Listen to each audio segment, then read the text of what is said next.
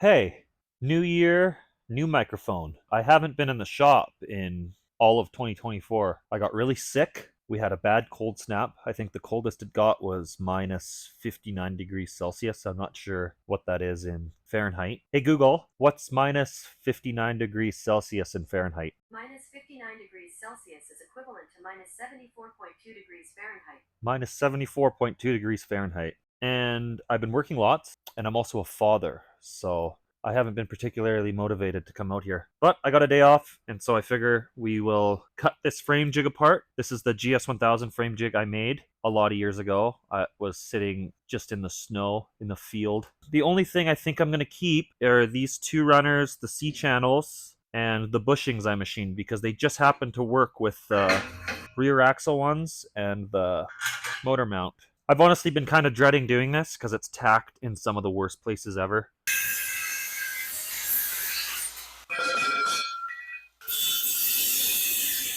Okay, you didn't miss much. I cut the whole thing apart, I cleaned up the tubes and the C-channel. I got the bushings cut out as well as the front motor mount tube. I need to shorten this about 1.5 inches. I'll cut it and then face it down in the lathe till it just fits in there. I forgot to grind the tacks off, so I'm just going to hit them with the lathe.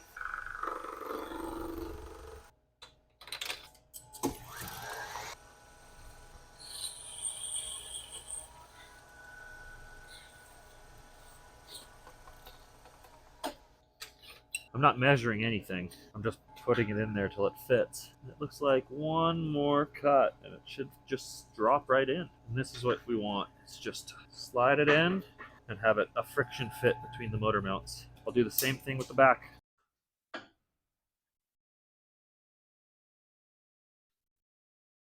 Okay, so now I gotta drill a cross hole in here so that the pieces I just made sit perpendicular to the frame. And I think this is probably the only way I can get it square is in my mill.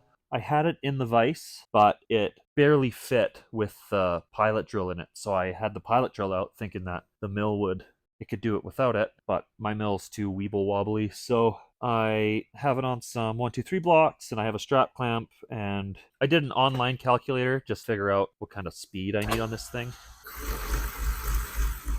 This is extremely thick wall tubing. I just found it in the scrap pile at work.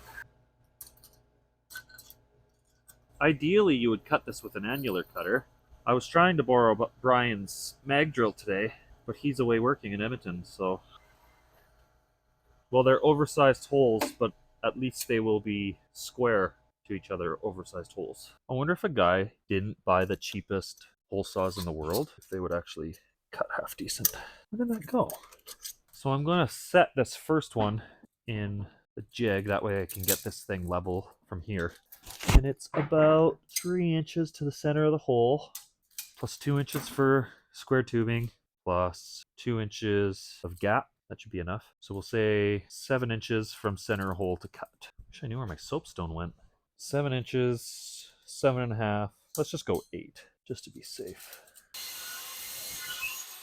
Okay, this might look stupid, but I don't think it is. My table's not flat, and these HSS 2-inch square tubings are surprisingly straight. I have some channel clamped to each end, and then I have an angle iron clamped in the middle to get the twist out, and then I have my centerpiece clamped in the middle. The reason it's propped up is because my clamp wouldn't fit underneath it. In theory, this should all be straight, this should be square, everything should be... The clamp should have pulled all the twist out, if there was any. I am going to tack this guy in, and then I can put the frame on, and then set the height of the rear one. I'm going to weld this with stick, because it's very rusty, and I forgot to clean it up before I clamped it all together, so...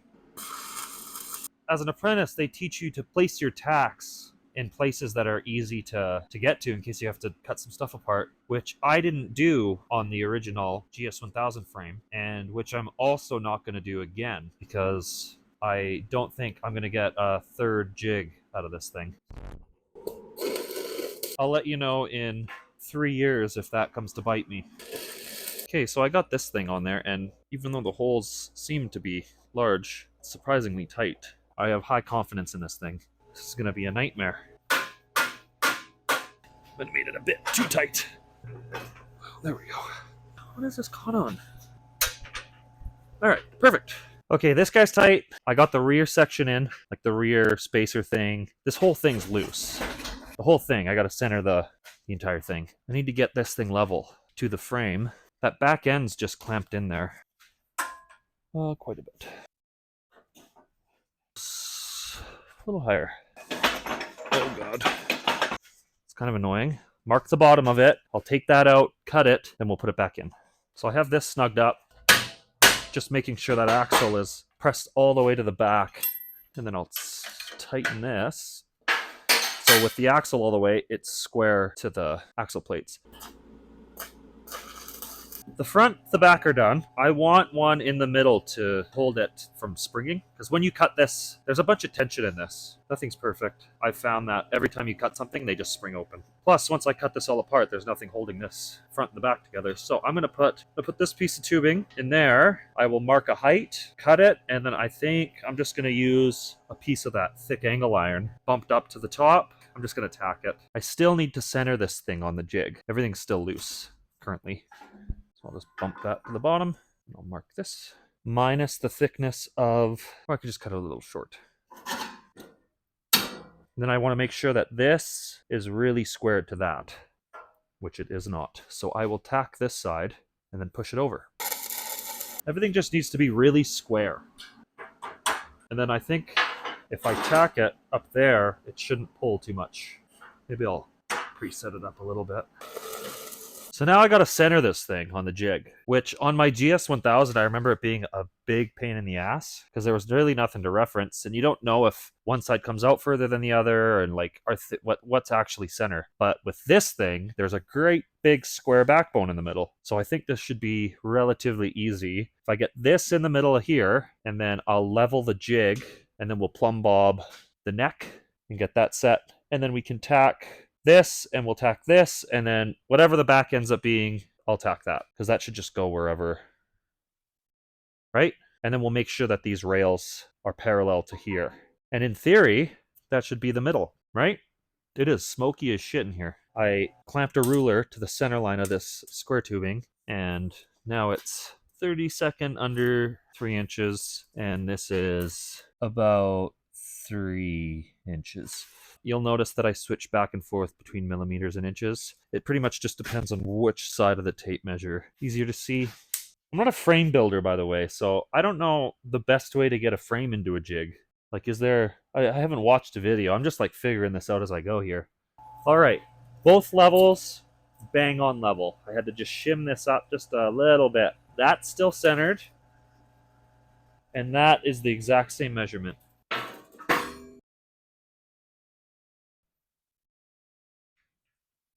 80, 80. Okay, so that's parallel to this.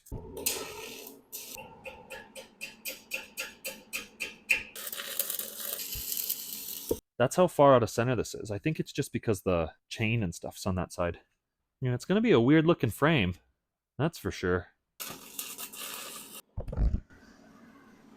So I have this thing centered into the jig to the best of my ability. I think it's pretty good. I'm confident in it. But now I have to get the front pillar put in. Because I'm going up with the neck and I'm completely disconnecting it from the frame, I need some way to hold this piece. This is the piece that holds the tapered pieces in, holds the neck straight. I need some way to hold it square to that 2-inch. I don't trust to just tack it, so I'm gonna machine a piece that this will fit into, and then I got a couple plates. I'll drill some holes, and in theory, I'll be able to adjust the angle, and it won't be able to move side to side. That's what I'm gonna do next.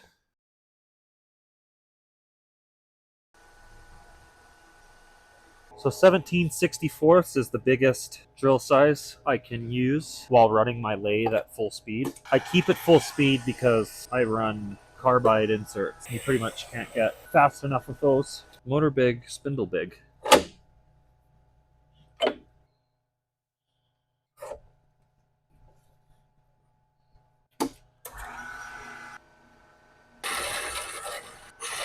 I had to remake this, but I found a 1/2-inch bolt and I didn't even think about it. I put a 1/2-inch hole in here. And so when I go to drill a 1/2-inch cross hole, there's going to be nothing holding this thing in. Like if I were to tack it from the back or anything, as soon as I drill it out, the thing's just going to fall out the front. So I remade this, just put a 1/4 inch hole in, and then I'll drill this out to 1/2 inch, and then I'll turn that down and we'll press it on, and then in the mill I'll drill a 1/4 inch hole in there, and that'll pin that thread in there. I could always tack this on there. I just feel like the less weld I put on that piece, the straighter it'll stay. I'm gonna mill a flat spot into this. I bought this little face mill years ago, and I think I've only ever used it once. My mill sucks, by the way, so this is gonna be loud and violent. I'm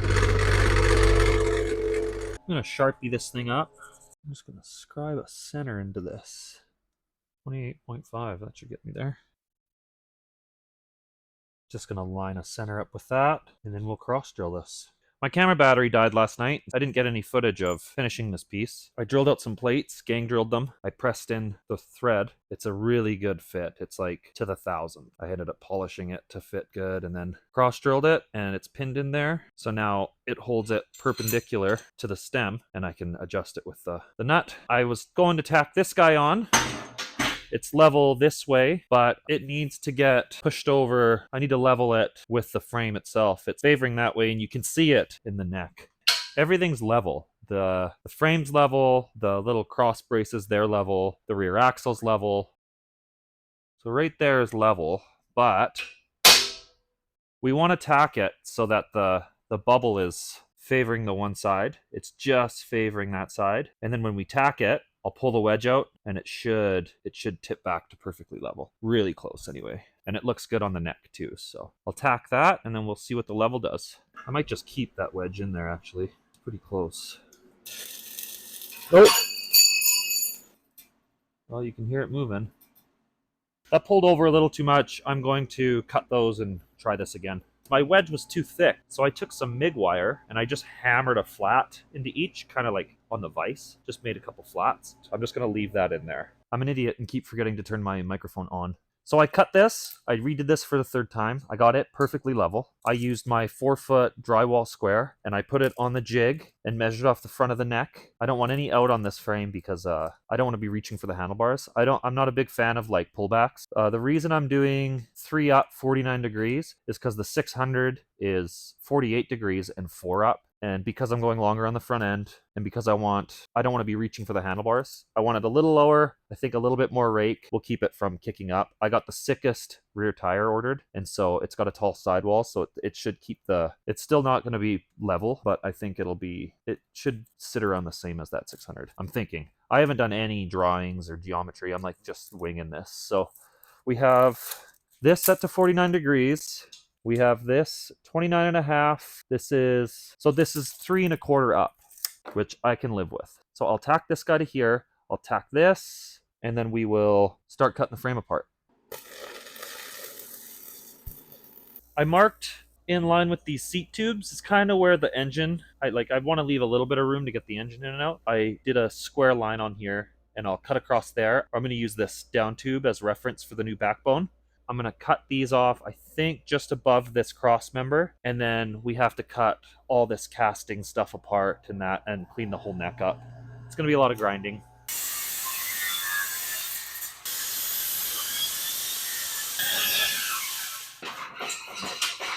Remember when I said that there's tension in these frames?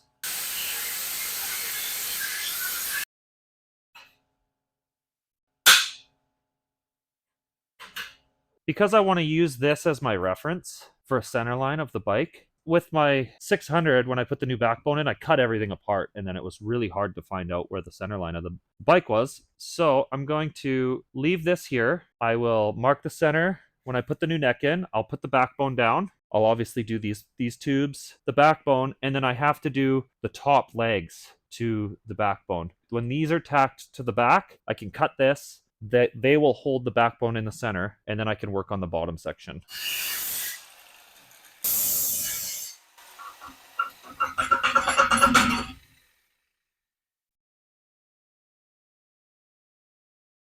After a lot of zip cutting and a bunch of grinding, I've got it to this point here. I'm going to finish hitting it with files. I don't want to get carried away and take away any thickness of this tube. So now that this is just its own piece, I'd like to weld that all the way around this steering stop, and then we can put this back on the jig.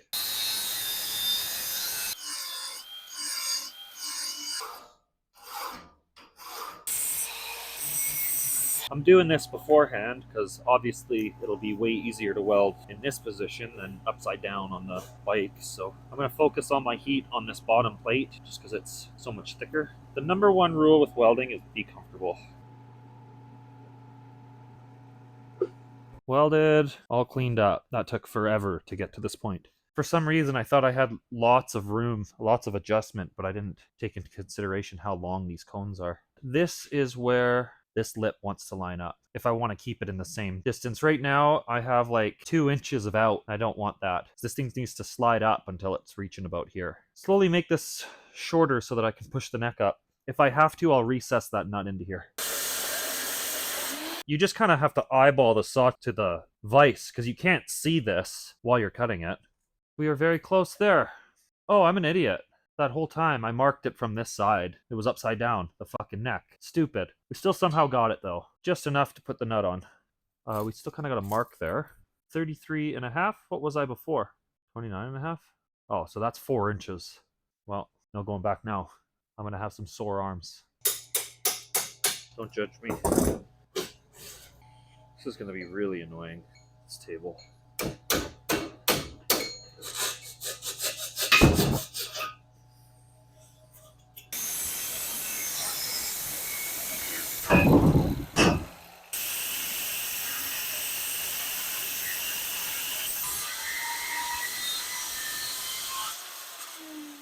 Whatever that is, it is some super tough stuff. Because that was a workout for the saw.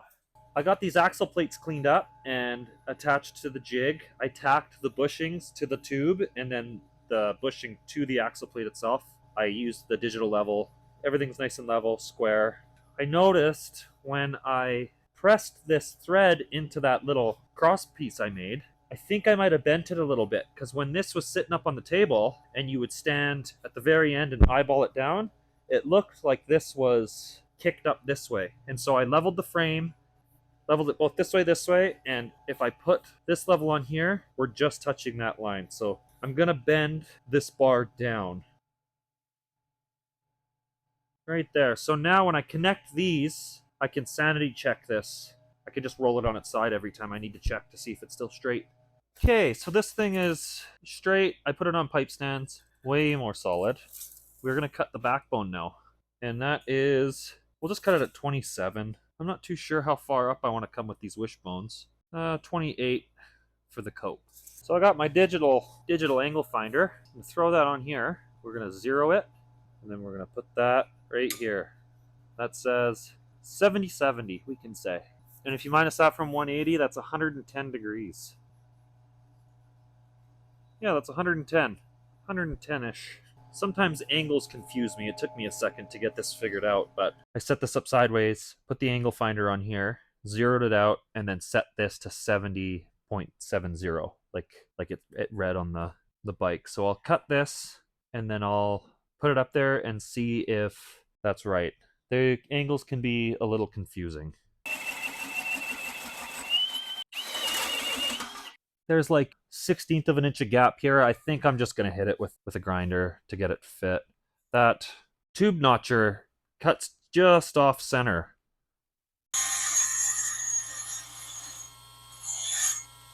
It's fitting a little loose, but I think that's because that was just under 2 inch, that thing. And I used a 2-inch hole saw, which they have a tendency to cut oversize. Yeah, that's really close. I like that. I'm gonna feel really gay talking to the camera with you in here. Try it, man. Do your thing. I'm gonna look away. I can't do it when you're in here. This is awkward enough alone when you're in here. Oh, I feel cringy right now. You tell your stories, man. You wouldn't be able to either. Oh fuck! I'm an idiot. Break that off. I got self-conscious that Andy was in here, so I didn't really explain what I was doing. I tacked the top and the bottom to avoid pulling the neck one way or the other. I got my axle plates set in, moved them back, because when I set this, I set them to the back of the hole. I moved these to the front of the hole. My friend Ryan Zahotsy just posted on his Instagram, when you turn a slug for frames to turn a shoulder between your two tubes. One that'll keep this from sliding in, and then it'll keep it a perfectly sized gap for your tubes. Not that this is necessary, but I'm going to get these things relatively close to the same height. This one's just a slightly bit higher. Check for square with my tiny little machinist square. These things are awesome. And while we're here, I'll put these rosette holes in, or whatever they're called. This is a shitty drill bit out of my drawer. I don't want to use any cutting oil on this. I don't care if it smokes or dulls. Just deburr these holes. My lathe always needs a warm up to get to full speed. It'll blow the breaker if you just leave it. There we go. Considering this is the same diameter as the outside of the tube, anything smaller than this would work as a shoulder width. 900 thou. I'm going to put a generous chamfer on the end of that just so it'll fit into the tube easy.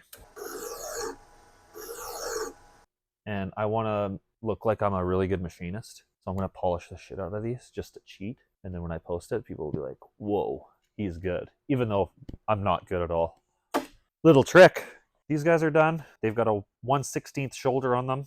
I want them a little bit loose because fitting this in, if things are too tight, it's just going to be way too hard to get these all in there. Like, you can see what that shoulder is going to do. Be a nice little gap for welding. I've never done a compound angle like this where it doesn't meet in the center of the tube. This is kind of tricky for me, so I'm going to just...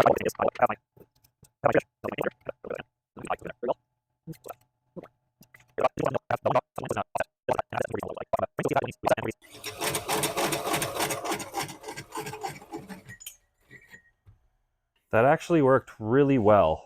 It looks like this thing needs to go in some more. I'll put a straight edge on here. I'll determine how much further this has to go in, and then I can set it back up on the mill. But the angle looks pretty good. Accurate. It's got to go quite a ways in. I'm going to have to do something a little different here. So what I've determined to do is I'm going to come up with these two, and right near the top, I'll split the tubes down the middle. Whatever this angle ends up being to 1.25 inches, I'll split them, I'll tack them. We'll use the hole saw, do a miter, and then I'll cut them to whatever length until they fit. Obviously, I'll have to split them because I won't be able to get them onto here and there to just determine what the angle of... This thing's annoying because it turns off and then it zeros. Like, fuck off. Even if you can't touch the things together, your eye's really good at lining stuff up. 25.7 degrees. I eyeball the center line right there and right here, and then I'll line up the center to center and this angle, and then wherever those intersect is where I'll cut. It's pretty primitive, and then we'll just eyeball a straight line up to there, not very straight, and then we'll eyeball a line up to here. We'll cut those, and then we can massage them in to fit.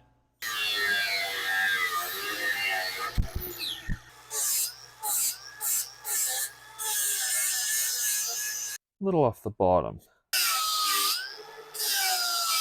I'm not worried about a little tiny bit of gap in this. Oh, that's set to stick. The last time I did that, I was working on a gas tank. I didn't realize it was set to stick. I touched the tungsten, no argon, blew a giant hole in a gas tank. I was welding like 1/8, so it was 130 amps or something, right into the thin sidewall of the gas tank.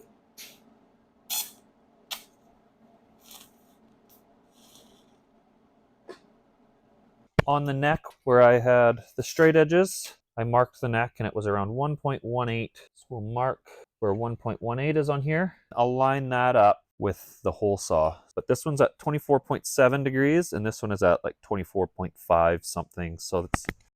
All right, check out this setup. I didn't have enough stroke in my quill to get the hole saw through, so I had to really stick this guy out, and then I had to use the arbor for the tube notcher, put it in a collet chuck. We'll see if this even works. Let's measure how wide that is.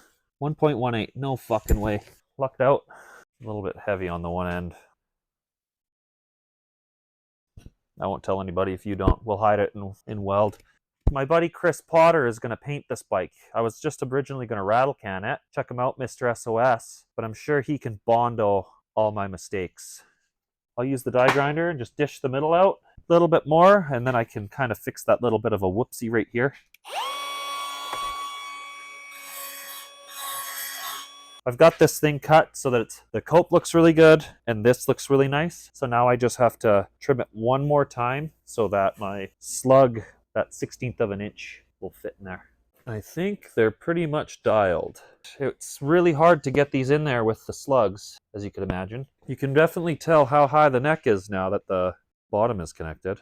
Ideally, I would want it clamped in both directions, but there's just no room on this thing. And I'll just use my straight edge here to kind of... The rule of thumb for me is if you have to look that hard, it's straight.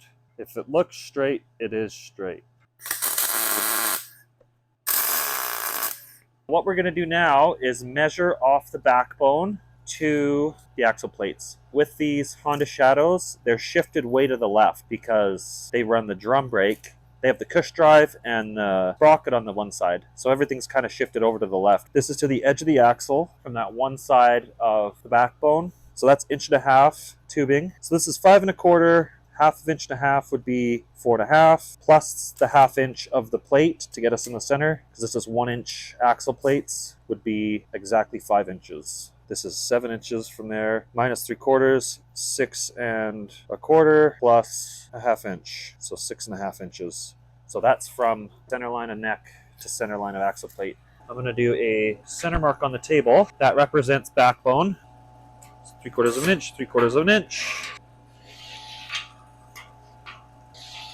Center to the right side axle plate was 5 inches. Left side was 6 3/4. So I'll put this at 16 3/4. Just mark the 10. We're going to use 1 1/4 tubing on this. What's that? 5/8 of an inch. So that's our tubing width.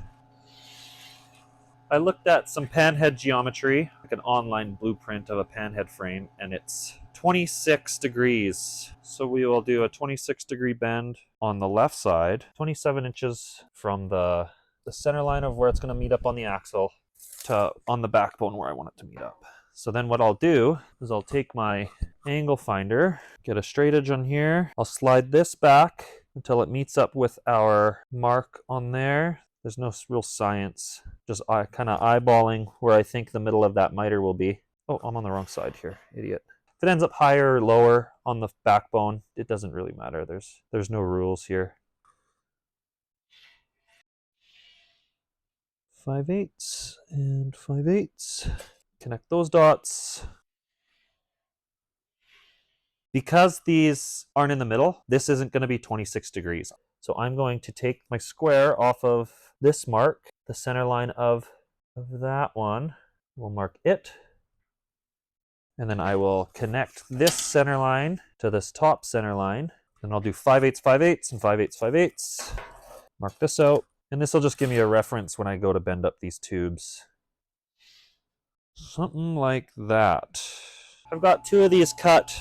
We'll mark that's where the bend's going to be. And then I'm going to bend these in my pipe bender. They're not meant for tube, they're meant for pipe, but you can make it work. If you mark out like 3/4 of an inch spaces in the same plane, we'll put a C for center. And then what you do is I'll mark a center line on my tubing bender, and you just kind of pull this through. You add a little bit of a bend and you pull it through, add a bend, pull it through, add a bend, pull it through. Because if you were to do it all at once, it kind of just kinks the tube. Center line will bend one to the 26 degrees or whatever that is, and then one to the 35. So I've got my bottom die. I put a center line on it, and then I just squared it, transferred it to the bottom. So I'll line that up at the center, and then I'll give it a couple of cranks, and then I'll move it over to these two, and then to these two, and it should give it a nice uniform curve. Done this with just my torch.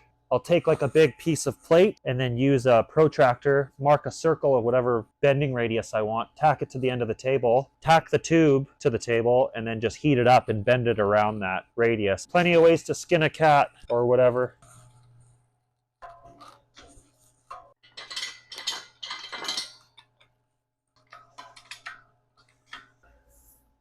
It does kind of ripple in there, but the outside's nice and smooth. Oh, I just wiped off all my marks. Idiot. I just held it up onto my drawing and we have a little bit more to go. Once you get your first bend in this, you don't really have to worry about orientation because the pressure of this going up into the dies will align that tube. If it's slightly tilted, it'll just push itself straight. And it's right on those lines of the drawing. It's just a little bit to spare on each side. All I'm doing here is I'm lining up the tubes with the drawing so that I can mark out a spot where the tube notcher is going to cut. And then that little extra mark is just where I'm going to cut the excess off. Where there's a will, there's a way. I got it in my mill vise and it was just way too far to the edge. This was not secure at all. So I just unbolted this off the bench. I have it level this way with the mill and I have it level this way with the hole saw. And then I just line that up with my soapstone mark, kind of set at center to the top here. But I think I'm good to cut this. Oh, that's pulling the whole mill over. The sweet thing about the combo is that I paid $1,400 for it, which is like getting a mill for $700 and getting a lathe for $700. But it's just not great at doing either thing. The lathe part works a lot better than the mill part does. It's just not rigid in the slightest. This one might have been my fault because I don't remember the last time that I tightened these. So maybe all that noise that this fucking thing's been making over the last year has been my fault. I'm gonna have to cut these so that my hole saw can clear all the way through. Oh yeah, look at that. Beautiful. It's a lovely cope. I have this pushed as far as it'll go forward on the axle plate. Not that it really matters. I'm eyeballing this piece straight with the backbone, and then I'm putting this on here. So 29.5, we'll say. We will mark this, zip cut that, and then I'll put it on the drawing and transfer where the cut is on here with a square to the other one so that I can precisely get these the same length. It's kind of hard to mark angles on tube. I marked 29.5 with this. Drew a soapstone mark. I'll line the very back corner of this up, making sure that this is lined up square with the table. Take that mark to there, to the corner. I'll hold this in the vise somewhat level. Just using a zip cut, I'll knock that off.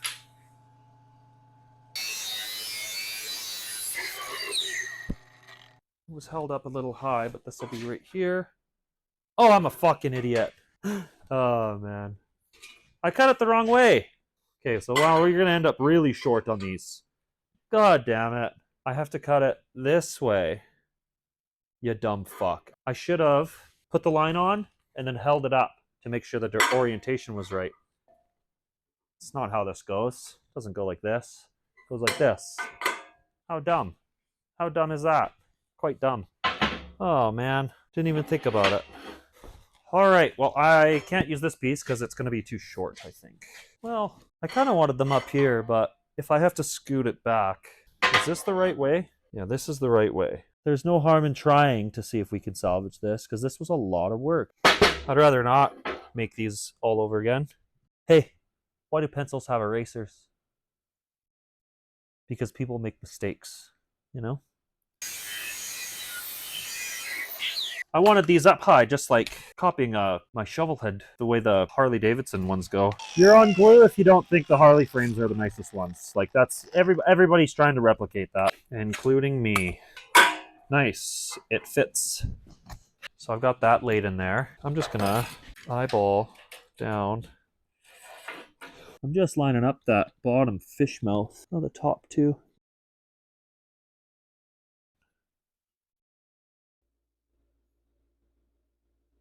It always helps to stick your tongue out if you're doing something high precision. It's a good thing I checked. Put the fucking mark the wrong way around. We need a mark going this way now. 29.6. I'm not going to be able to cut it that straight anyway. That's terrible. Don't you remind me, okay? So every other time that I've done this, I just hold these up there, tack them on, eyeball them. They always are kind of off from each other, like up or down or whatever. It kind of happened on the shovel head. Don't tell anybody because that's supposed to be nice. I think what I'm going to do is I'm just going to put a tiny tack up here. Same on the other side, tiny tack. Put some angle iron between here with some clamps. And that way we can get some bars on here. I'll clamp the shit out of them and then cut these and they should go straight.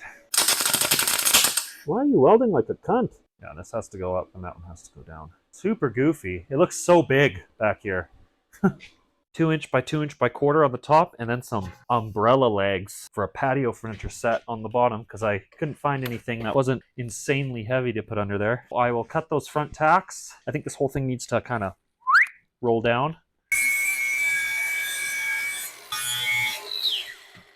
I think they settled into themselves after I cut them. I'll tell myself that anyway. Yeah, the gaps got a little weird on this. I've never really been scared of doing stuff to frames because the way I see it is you've got 2 wheels, all right? And you're in control of the front one. So if things are like kind of tweaked, just compensate. The long bike, I just cut the down tubes and pulled the neck up. I put a laser level on it. I fudged it around to make myself feel better about how straight it was, but I don't think it was that straight. It pulls to the right a little bit. But when I have both hands on the handlebars, it's like nothing even there. You might be asking yourself, Cole, why are you MIG welding this? Because I'm lazy. That's why. This is cast steel, but they say to preheat it, so I will. I did 22 seconds of research the other day. Oh God. It looks like a big dog chopper. It's so wide back here. And then I'm just going to have a tiny little 5" fender in there. We can cut that out. Since I have the mill still set up from doing these copes, get a piece of 1¼ inch. We'll do a short little country bar. I got to figure out all the angles for this. And then we'll hole saw them in the mill because that big vise is still in there. I'm going to weld from here to here, and I'm going to do a little bit of a downhand just so that all this is fused when I put that country bar in. A little drunk right there. So I'll 0 this guy to the bottom of the frame, and then this is, no, how does this work? I can't remember. Angles are hard. I'm having a tough time putting my head around this.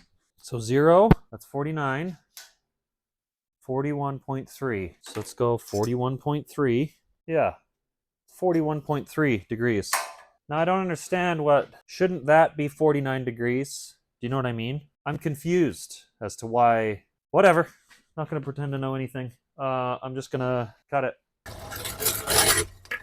Kind of eyeballed that like shit, hey? I didn't even make it all the way to the end. But that's okay, because I got to do another miter cut on the other side. I figured out the other one's 16 degrees, which I've got set. Right there should be a good intersect into the middle. I'm going to have to go quite slow, because it's way out there. Not the most rigid setup in the world. I'm not going to put you through the pain of watching this. There. 0 that. Close-ish. That's where that looks like it needs to be. Not too pretty bad. There's just a couple of things I need to reference off of here before I cut it off, and that is this whole location. I'm taking reference measurements just off of known spots on the frame, like the top of the tube and brake spring mount. And then I'm also taking reference marks from the swing arm position just so I can have kind of a close understanding of where that rear motor mount needs to go.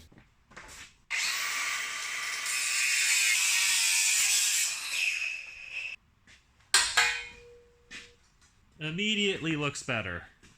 I need to delete my drawing off the table. 5/8 on this side. These are going to have to be really small S-bends. That is also 5/8. So they're going to be the same. So center line all the way across the table. 5/8. 5/8, which is 1¼ inch. A little ways up. So this is the center line of the tube that's on there. This is the center line of the axle. 5/8, 5/8.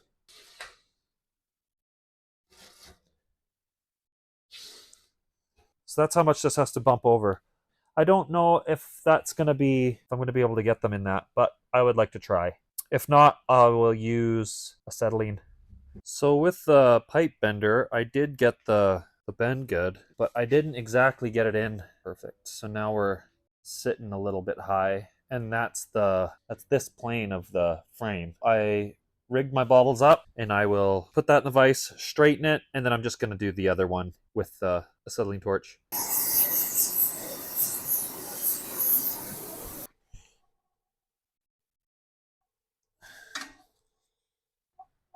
All right, I think that'll play. This fucking torch is yipping at me. I don't really trust my table, so I'm just gonna put this on the floor. Yeah, that looks better. So I have my 4-foot level clamped to the top of the bottom frame rail. I searched the pan head dimensions for the bottom leg, and it's 31 degrees. All these angles are arbitrary. You could come up, you could do a 90 degree here, really. Like, that'd look funky. Just straight 90. Do a straight 90 and then cope it up into here. Nah. This represents the top of the tube. So this will be the top of our tube. I'm just lining it up with the edge of this where this thing lines up. So then I'll measure from here to there, and I'll mark that on my S-bend that I just straightened, and then we'll heat that and bend it up to 31. As long as I do the exact same thing on the other side, if this bend ends up a little too far back and I want to push it forward, I still have room to cut this. So I have like 4.5, 5 inches to play with.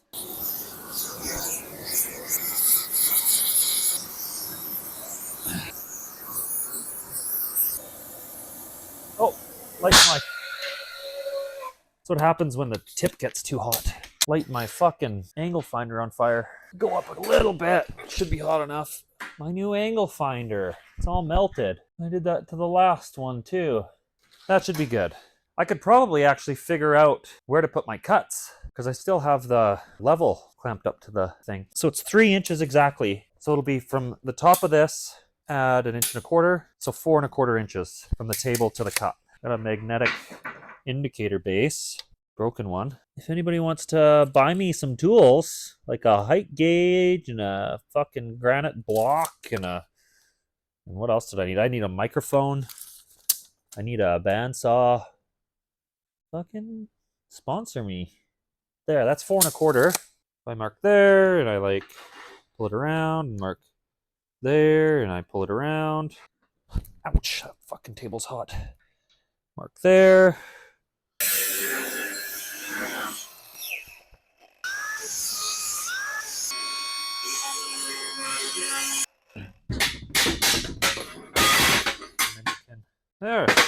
There's one. Let's build another one. I've got this tacked to my drawing, and then I have it tacked at the start of the bend on the other one, and then I marked where it intersected the line. So I'll pull this over, and then I can tack it here, and we'll pull it straight. I'm gonna lose some wall thickness, I'll bend this over.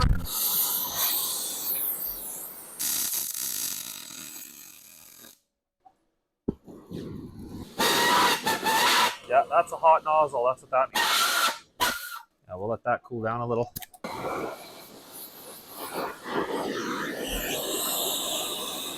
My microphone died, but when I was bending this one, I got a big ripple in here. Like all the material piled up on itself. And I just grabbed the nearest hammer and I got it pressed back in, but I dented the shit out of it. I knocked off the crowns, the high spots with a flapper disc, but it's not too pretty. Again, I think Bondo will clean that up. This is thick wall tubing, so I don't think it's too critical that's like that. So I have these cut down to length. These just fits right on the end there. I drilled a weep hole in the bottom of these. The weep hole on here is right at this cut. I'm actually utilizing it as one of the welds here. I figured I'd put another one in. If that's what Japan wanted, then that's what Japan gets. So I squared up both these cut ends. Used the machinist square. I squared these up. I drilled the holes. And then I'm going to cheat. Instead of machining up the ones with the step, I cut a couple 2-inch sections of DOM. It'll fit tight in the new legs that I made.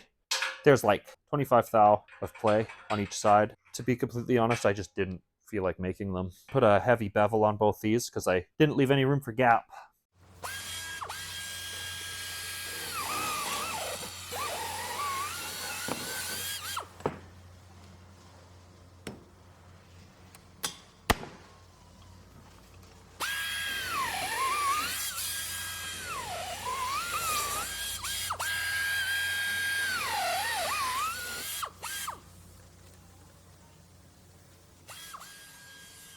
Another tip I have for these is to mark the top, because these things cut just out of center. Like, you'll notice that one of the scallops is longer than the other. Like, if you were to flip it over, you would end up with one higher than the other, and then it won't sit in your frame straight. So you want to spin it end for end so this marks on top. Then at least it might be out of center, but it'll be out of center the same way.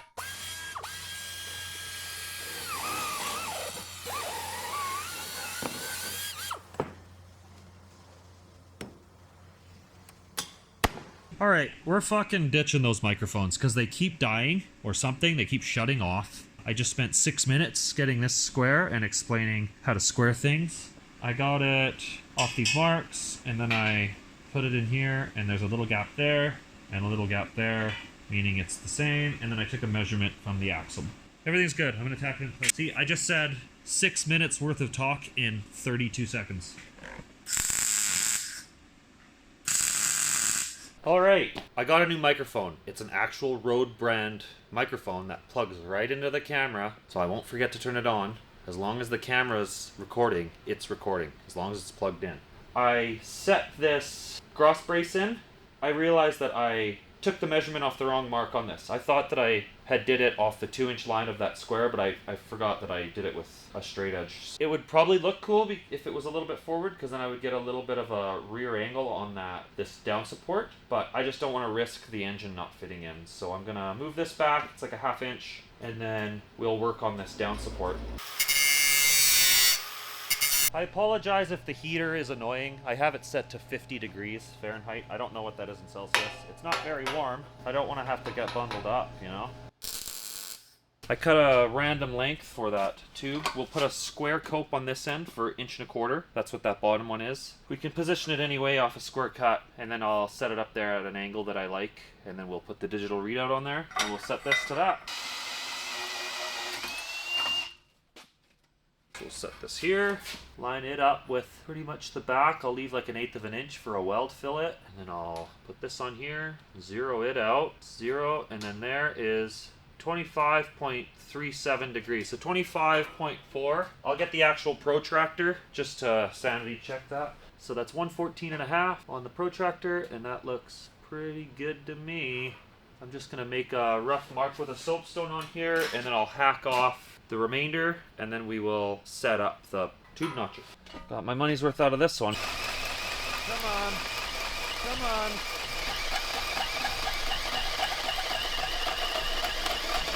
Oh my god. That's it. That thing is smoked. There was one tooth left doing all the work. Having a wreck. I had to remove a tack right here, just because this part sits in the throat of the weld, but it fits really good. So on these Honda Shadows, the rear motor mount is part of the swing arm. The swing arm pivot goes right through the motor mount hole. And so I took the measurement from the frame jig to the center line of the swing arm pivot, which is 8 3/4. My friend Chris, the painter, he has a CB450 or something chopper, and the motor mounts are half coped into the frame tubes, and I think that's an elegant solution to motor mounts. So I'm gonna take a measurement 8 3/4 up. I'll mark that. We're gonna notch this for 7/8 of an inch, and because that motor mount's only this wide, I'm just gonna make it out of 1-inch hot roll. I'll turn it down to 7/8. We'll drill a through hole through it, and then I can make dog bones at a 1/4 inch plate that bolt to here and to the engine, and that'll hold it in place.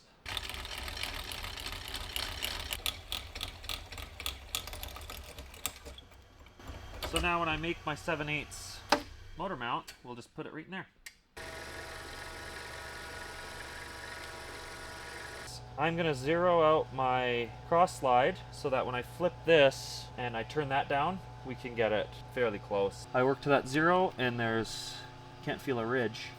So that's 7/8 from end to end. I will face this end, and then I'll face the other end. I'll take a measurement, and then I will measure the rear motor mount and make this the same as that rear motor mount off the engine. I have the tool touched off on the end. I have this zeroed, the indicator zeroed. I will move it ahead 155 thousandths to right there. I will lock the quill. I will loosen this. I'll put that to right there, just so it just touches. And then I will set this to 0. So now I will face down until that indicator reads 0, and then we'll have our perfect length. Okay, I forgot to press record. You're just gonna have to trust me. I worked to the 0 on the indicator. Oh, I had you all set up, pointed right at the indicator. We blew it by 7 thousandths, 6 thousandths of an inch. That's about as accurate as I get in this shop. Files, sandpaper, and Scotch-Brite can make anybody look like a machinist. This was a really long hole, so it took a lot of peck drilling to clear the chips out. And it'll fit. Oh, forgot that's not tacked in, and that'll fit right there. And then when I get the engine back in, I can set this left or right.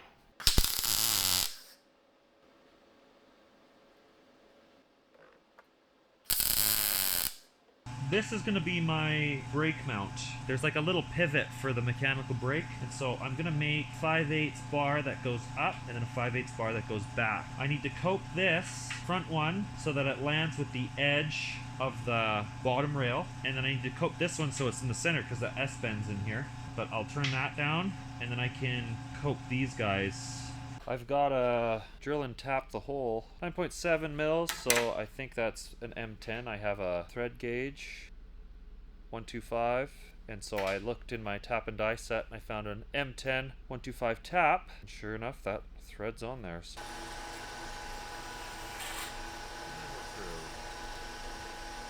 I have my tap drill chart that came with my tap and die set, and so it just says right on there what you need. 11:30 seconds. Right here. I'll Little Machine Shop the feeds and speeds for that. Well, Little Machine Shop says 1060, and that's right between the speeds of full speed and the one below it. So I'm gonna just try this one, seeing as we're either gonna go too fast or too slow. Oh yeah, plow it in.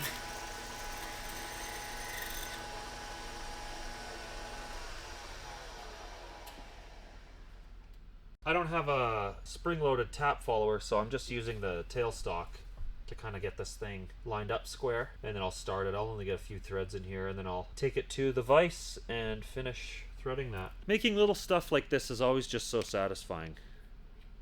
Threads right on. Polished her up, because why not?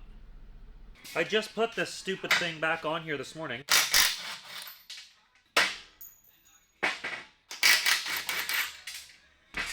But that only takes a second. Got my straight edge on the hole saw. I'm just moving this over. This has to be flush with the one side, so I'm just gonna push it a little past. So right there, and I've got this angle set from my drawing. So I'll lock everything.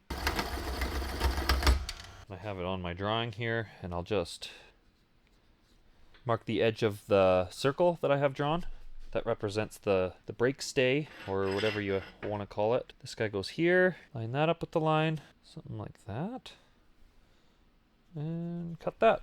So I had to flip this over just so that I can have the flush side down. I set this center to 2.5 from the edge of the table, and I'm just putting that on the end and then eyeballing the cope to the edge of the table.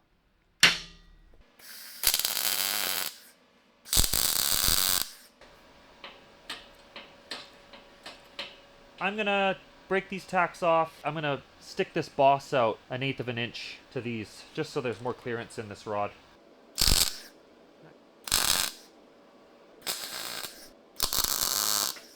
Try that again. So where I want to put this is pretty much over top of that hole.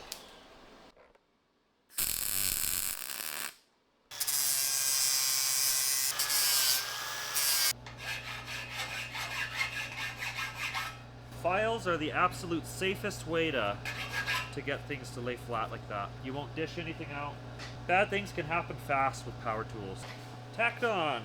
Lots of clearance between this and there, and there's full swing of movement. I love that. The final thing to do is I'm going to put some gussets in here. I have some 1/2-inch plate, probably go out 1.5 inches. I'll have to weld in here, and then I can tack those in place. Okay, so I cut 2 1.5-inch pieces, and I'll take this measurement, which is 2.5. So I'll find the center of this. Just 3 plus 1.25 minus 1.25. So there's 2.5. My top angle is 120. Transfer it onto here.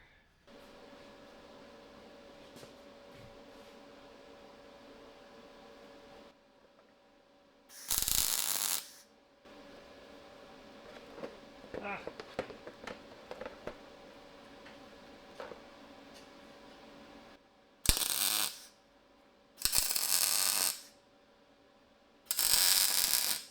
I welded these corners. I ground a little radius on these plates just so that they fit over the welds.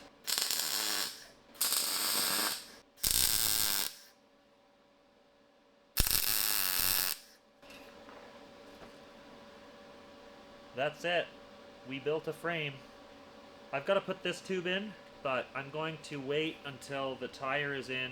I'll have the fender on, and then I'll see where that sits best. I'd like everything to be nice and tight together.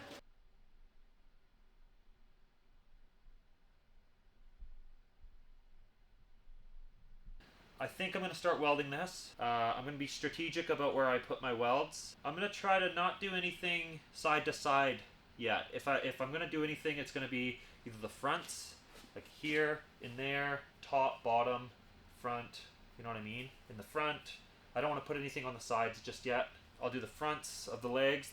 Same thing on this. I'll do the top, the bottom, the bottom. Because I think once you get all the fronts and the backs, the tops and the bottoms, going in this plane welded, you'll pretty much lock it in, and it'll be safer to weld the sides. That being said, if I do weld the sides, if I do one here, I'll immediately jump over to this side so that they'll be fighting each other in the same direction. I'll jump around a bunch, let it cool. I'm gonna get my tiger torch, and I'm gonna preheat these. I want to make sure that these cast steel axle plates are welded really well. I'm going to put this thing on its side just to double check what that neck is doing. It looks really straight, so I bet you it's straight. It looks straight to the jigs, so. This oil has been the bane of my existence. I thought it would be a good idea to have a can and a brush, but I've tipped it over twice now, and I just set the fucking tripod in it. I was like, I'm just going to get this out of the way, put it under the bench. I put the tripod in it. Come on! So both sides say it needs to go down 1.6 or 0.16. The other side was like 0.12, this side's 0.16. I think it's okay. I don't think I'm going to worry about it.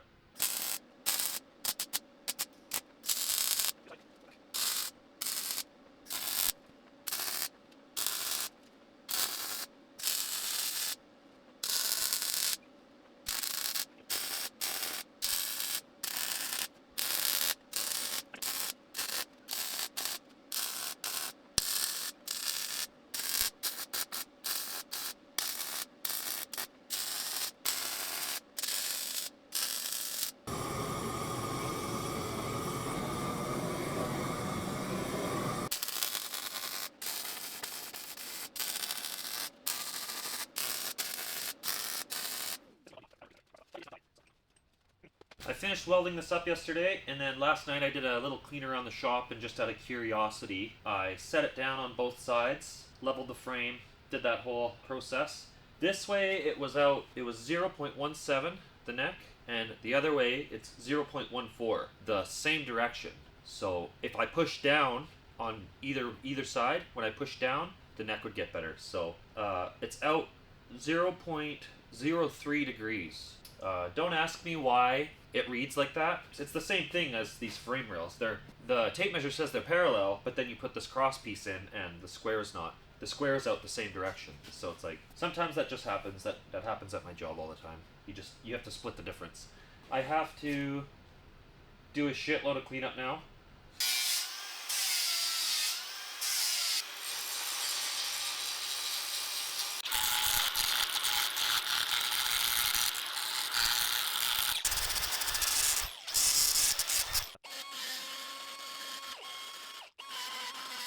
I got as far as I can get with the frame in the jig, but I figured while it was in the jig, it would be easiest to mark the hole locations for the tank. And I think I want it to sit right about there.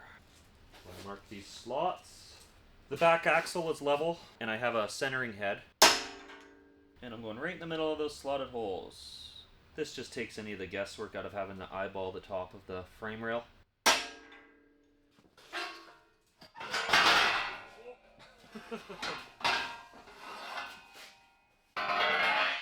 Now all of this can go live in the back of the Dodge for 3 years.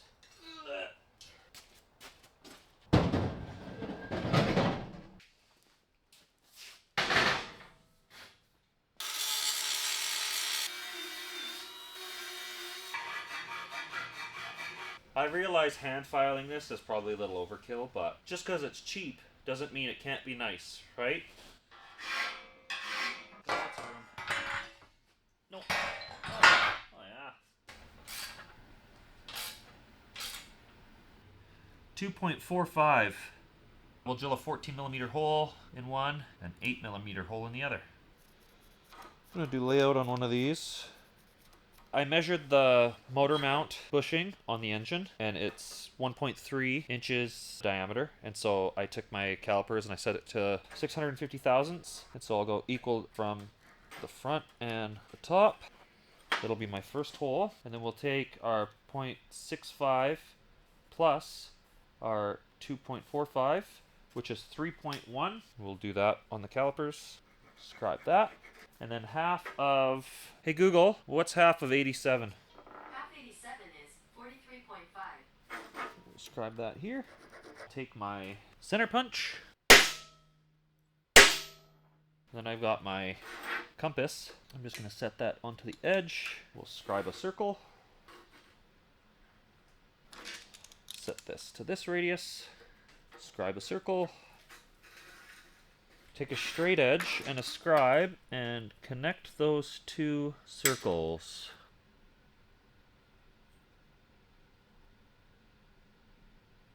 I've got these set up in the mill vise together, even though they came out of the same piece. Like I literally cut them one after another. The top one is slightly narrower, so I just threw a piece of sandpaper in here and that clamps them nice and tight. Gonna center drill and drill this one. I just lined it up by eye.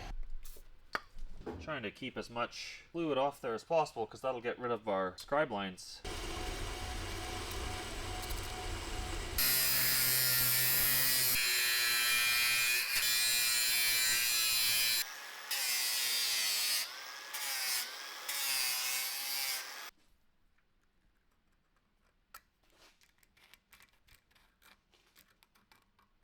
It's all bolted together, super tight. I have this set in the middle of the coat, so I'll just tack it in a few spots.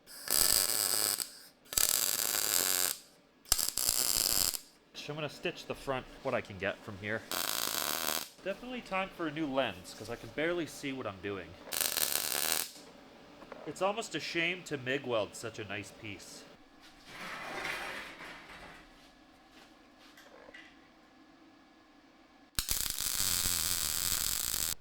Doesn't that look sick?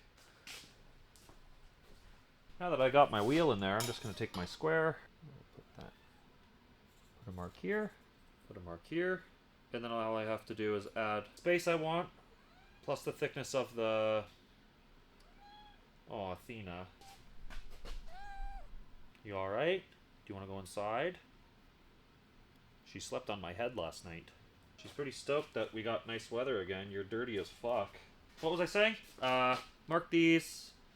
Thickness of the whatever space. Fender. Yeah, whatever. You know. But I'm going to make it about a 1/16 of an inch long. Because I want to spread these. By the time I weld that, it'll pull in.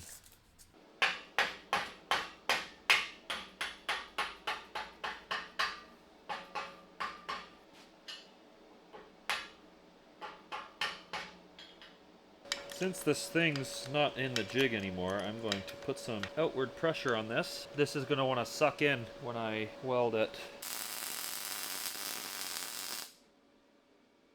Does this just move? Is this falling out?